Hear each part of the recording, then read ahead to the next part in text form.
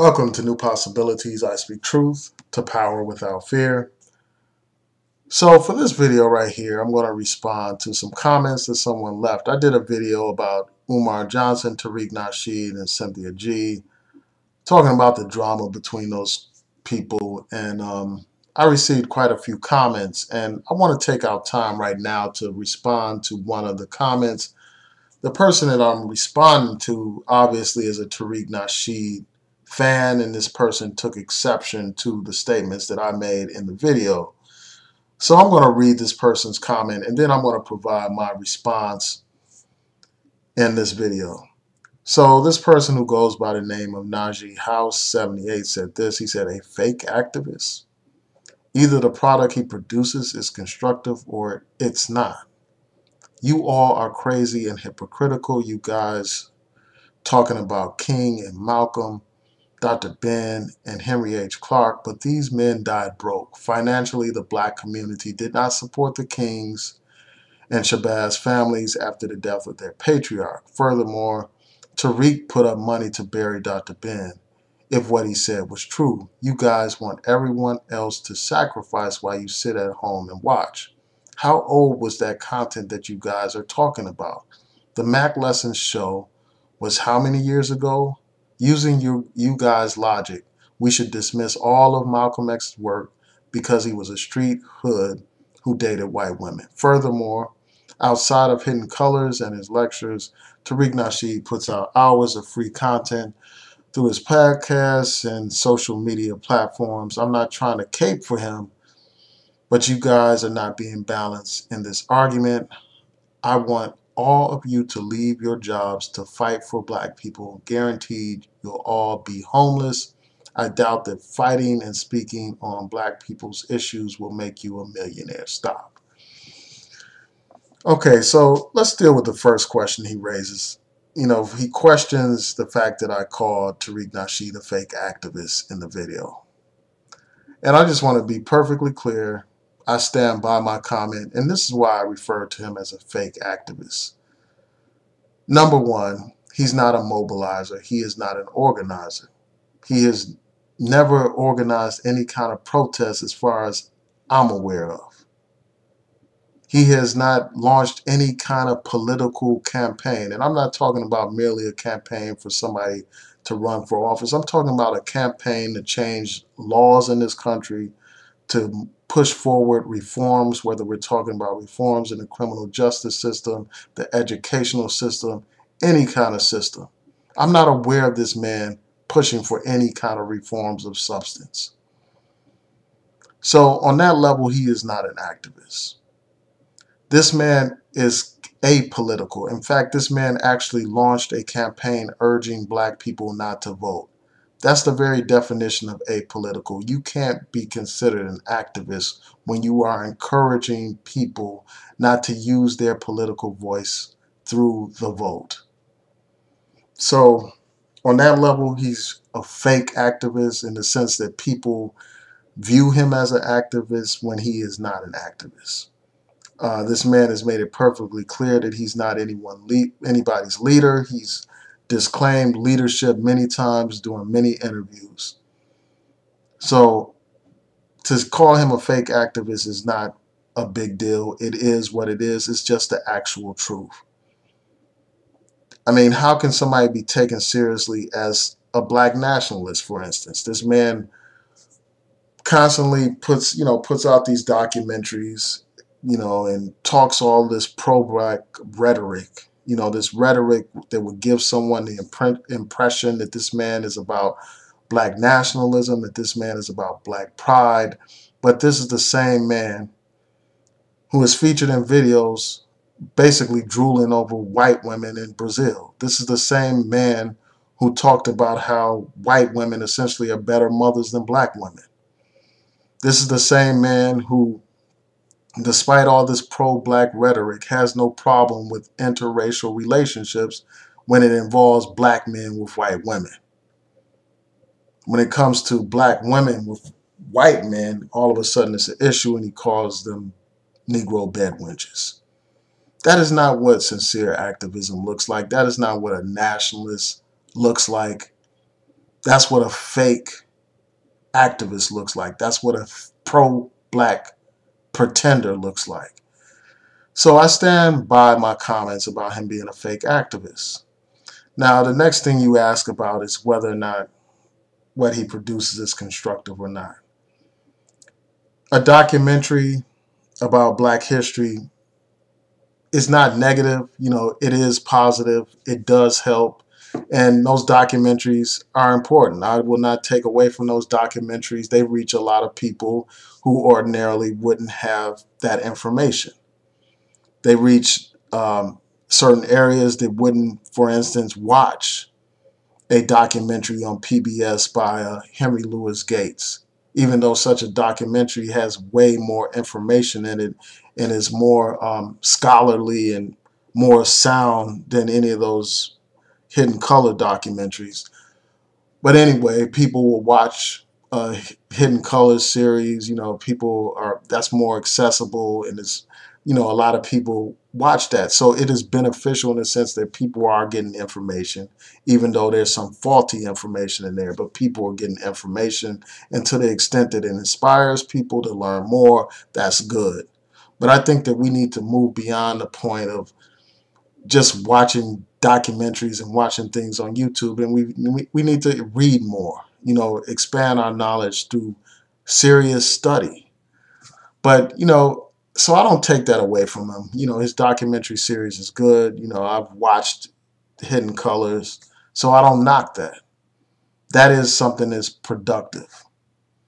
But in terms of it making a difference, it does make a difference in terms of people gaining a certain consciousness.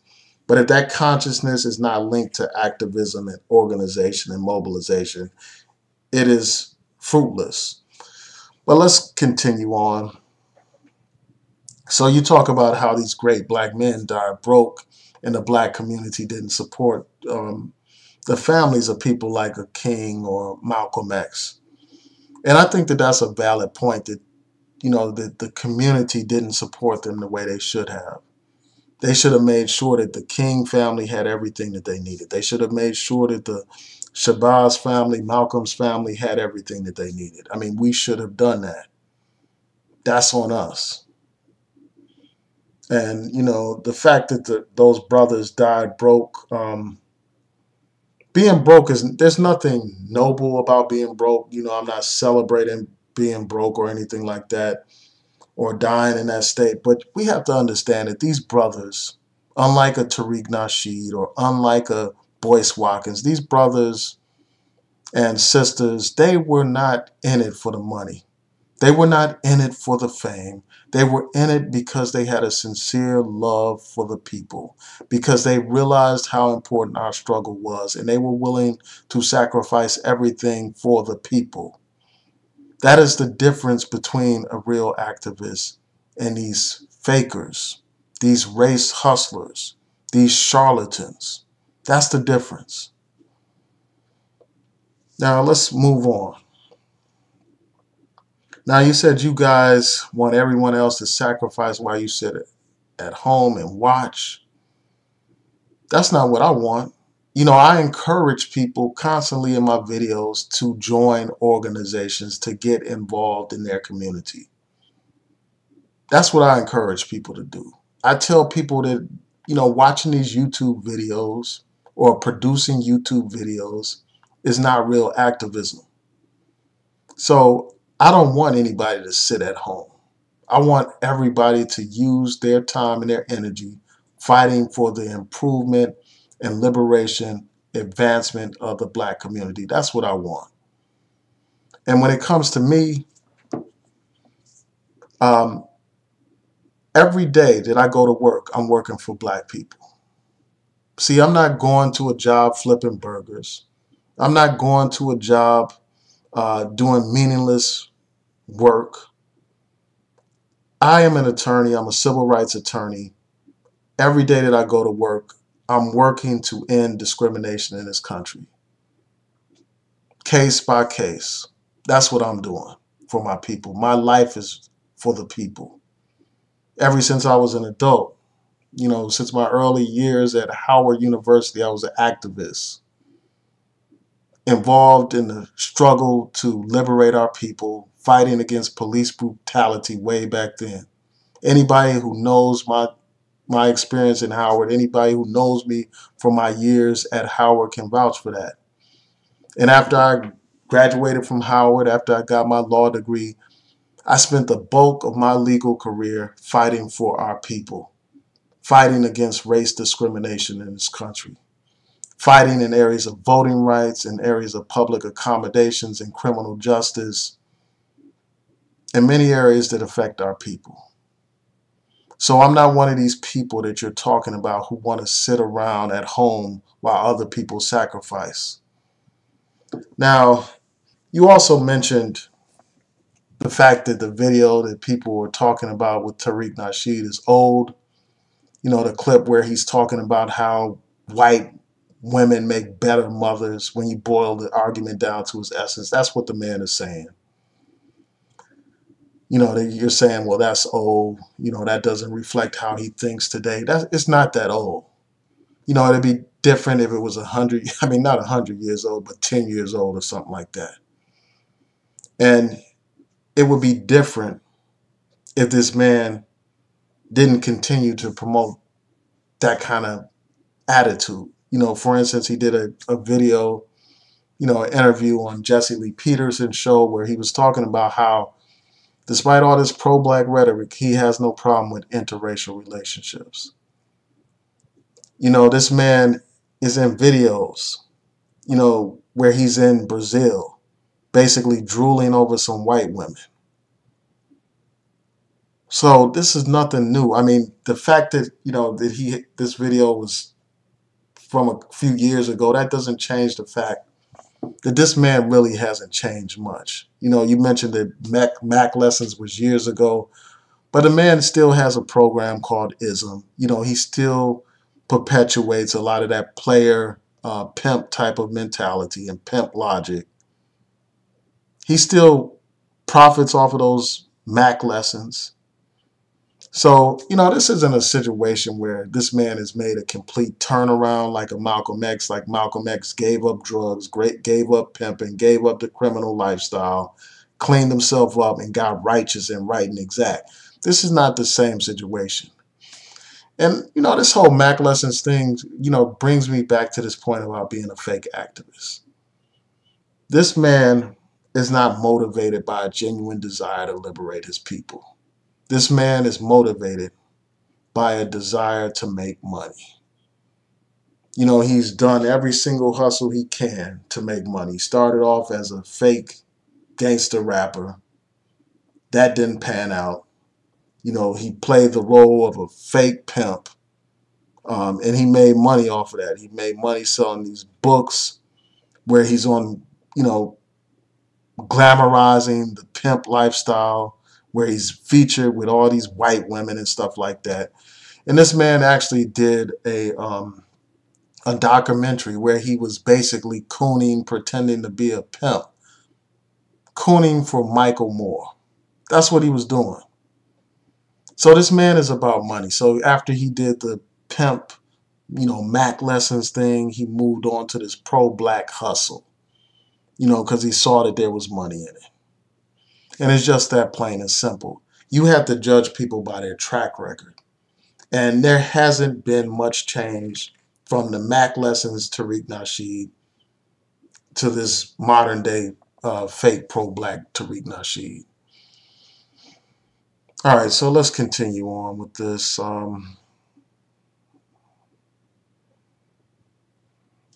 So that would be the difference between him and a Malcolm X. And then you talk about like how he has this free content that he provides in social media platforms. That's good that, you know, that he does free content.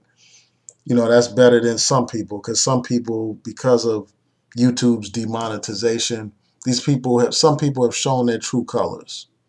You know, they've decided, well, since YouTube's not paying me properly, I'm going to go to a platform where you have to pay me in order to watch my stuff. And I'm not going to reiterate some of the points that I made before, but I mean, it's good that he has free broadcasts. I don't have any problem with that. You know, that's positive.